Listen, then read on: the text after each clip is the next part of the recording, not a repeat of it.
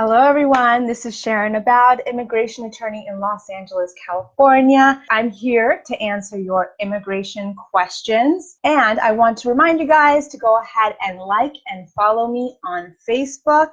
That way you guys get notice every time I'm live. I also post really helpful information pretty regularly so that to help educate you guys of possible opportunities you may have, you or a family member may have to immigrate. So really, really important that you guys like and follow. Also, really helpful tool, if you go to my YouTube link here on my description that I already placed, there I offer informative videos on a regular basis, educating you about different immigration topics. A lot of the time people come to me not knowing that they qualified for something, and because of one of the videos that I shared, they learned that they were actually eligible for something. So really important that you guys like and share. If it doesn't benefit you directly, maybe it benefits you indirectly by helping someone else, someone you love and care for. So anyway, I'm here live to answer your immigration questions. Hi, Michelle.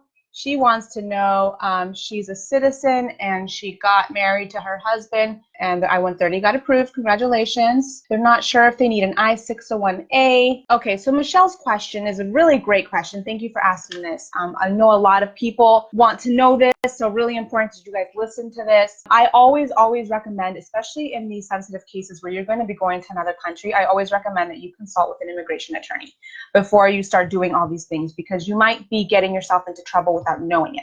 So I always recommend that you consult with an immigration attorney, okay? But to give you general, because there are some things I would need to know on an individual basis. In this situation, if I would want to know, for example, what type of assistance, I would also explain to you that this may affect the waiver case.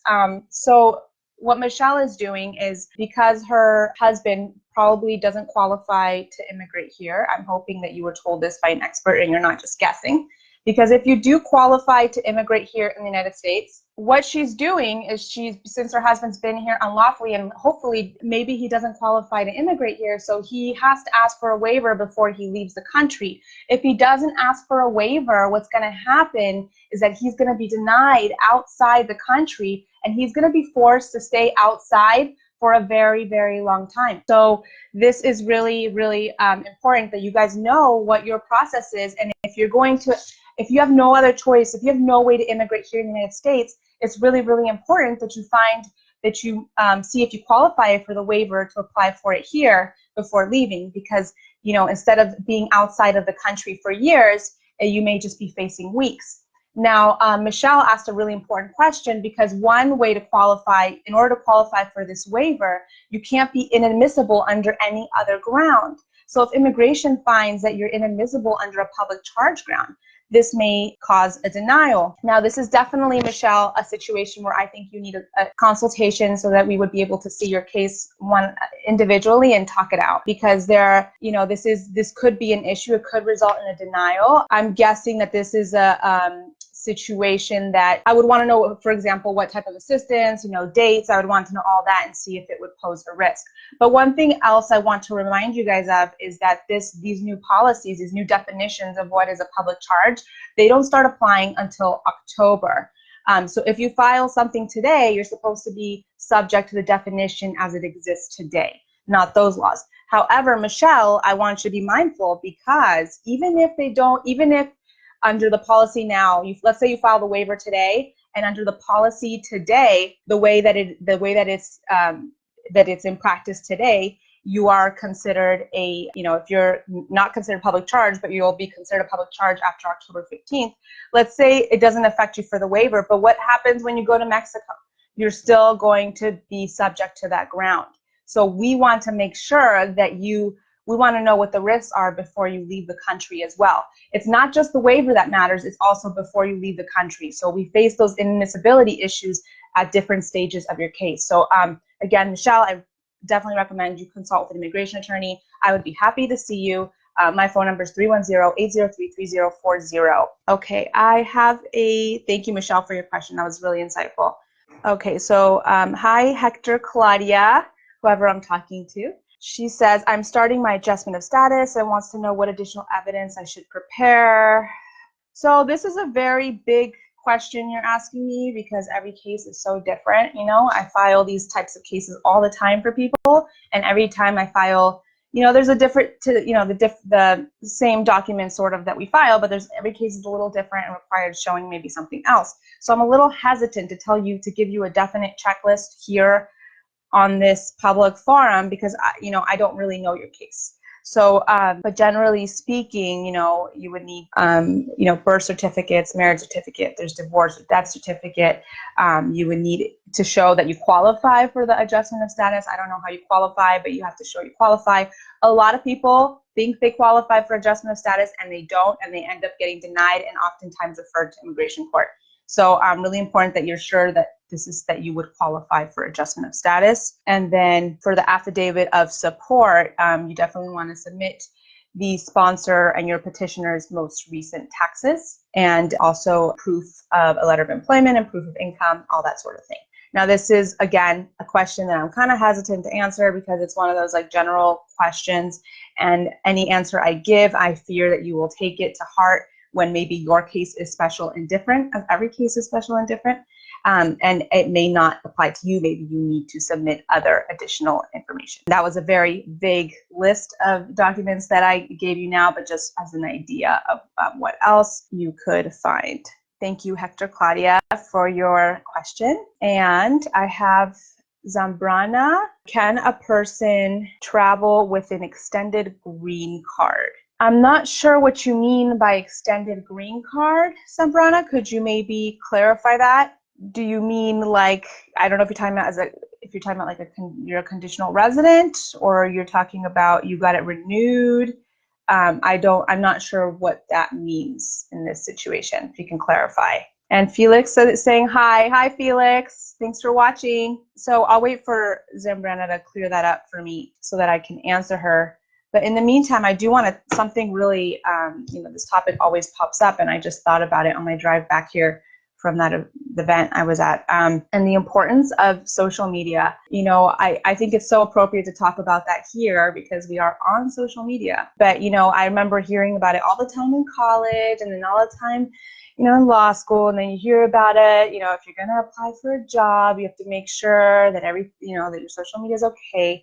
Now, that all applies to you as well. You know, immigration does look at your social media. They can look at anything you put out there. And so it's really important that you guys keep it clean. I understand maybe people think, you know, there may be some inappropriate posts, maybe you get tagged in or something like that, but just remember, you are being reviewed. People are looking to see if, you know, you would pass, if you're, you know, considered what I like to say, the good neighbor test. You know, if you would be considered a nice neighbor to live next to, and if you're, you know, maybe putting inappropriate things that immigration might frown upon, that could hurt you. And I especially would be careful of things that might lead to, for example, if you have a lot of like drinking pictures from college days, you know, and I know you're not drinking all the time, but maybe that's the only picture you get tagged in. But that can lead immigration to think, okay, this person might have an addiction problem, and maybe he's a habitual drunkard, and that's a ground of inadmissibility. So really careful really important that you guys keep an eye out for that. Another situation in these hardship waivers. So Michelle was talking about filing the I-601A, which is considered a hardship waiver because we have to show hardship to the U.S. citizen or lawful permanent resident spouse. And by showing that hardship, you know, we're really digging into the U.S. citizen or lawful permanent resident or parent spouse. We're digging into their hardship, into their past. Oftentimes there's psychological evaluations showing that maybe they suffer from depression or anxiety. Everyone's case is so different. You know, but if you have the same theme, you have like a lot of party pictures that might conflict with what the information immigration has. And I understand maybe sometimes just because you're depressed doesn't mean you don't go to parties, right? But immigration's only looking at you through one lens. And so you're not really helping them see your picture that way. And I have more questions here. Thanks, Zambrana, for clarifying. So by green card, do you mean your work permit? Because renewed for 1 year until new one. Typically, green cards are renewed for 10 years unless you're a conditional resident, then you get 2 years. So anyway, I would need to know what that is. If you're a resident, you should be able to travel. Now, Zembran, I don't really know what status. I feel like there's a confusion here, so I'm scared of advising you it's okay to travel because I don't really know exactly what you're referring to. But just to clarify, if you're a resident, it should be okay to travel unless you traveling. Remember, when you're a resident, every time you come back in, you are subject to reinspection, okay? So that means that if between the time you became a resident and the time you travel, something happened that, they run your prints and they see something else, you might be subject to reinspection. You could be denied. So those are reasons you wouldn't travel as a resident. Also, you should know as a resident that you shouldn't shouldn't be out of the country for more than 6 months in a year. Doing so results in what immigration would consider abandonment of your status. So that's really important. Also, when you apply for citizenship, immigration wants to know that you have lived here most of that time, and they look to see that you've been here at least 6 months of that every year. So very important information. And hi, Delmi. Nice to see you. Thanks for being here. And Parfait, I hope I'm pronouncing your name right. She wants to know, she says, my husband is a permanent resident and I have the F1, which is a type of student visa. And I've already applied for the I-485 and already made the fingerprint for financial reasons. Can I leave the course? What will be the consequences? That's a great question, Parfait. I would have to, this is a question that I would need to know more about to answer this. So I'm a little skeptical about answering this question here. Maybe this is something that you can consult with me individually. I would have to ask you possibly more personal questions. I believe, though, generally speaking, you would still, you have to be in status throughout the entire time. So you may have a problem, but I would need to speak to you more about this to answer that question fully. Okay. So so thank you guys. I do want to remind you to like and follow my Facebook page so that you receive notification every time I'm here live. I'm here every single Tuesday in English at 6 p.m. Pacific time. I was really excited that we had actually a good turnout. I thought many of you guys would show up because we were at a different time, but I was super excited to have you all here. Thank you for being here. Thank you for participating and asking questions. And I see a lot of regular faces here. So it's really great to be able to develop this continuous relationship with you guys and seeing you back. I do want to remind you that I have a YouTube channel where I share a lot of informative videos regularly. I've had a lot of people come to me because they watched one of my videos and they learned that they qualified for something that they wouldn't have known without it. So go ahead and like and share. Maybe you don't personally benefit from it, but someone you share it with will benefit from it. So it's really, really important that you guys, keep yourselves informed and educated and know all your possibilities. It's been super exciting. I'm really happy to be here answering your questions. I'm going to do one quick, and that would be all for today. Thank you guys so much for being here. I will see you next time. Bye.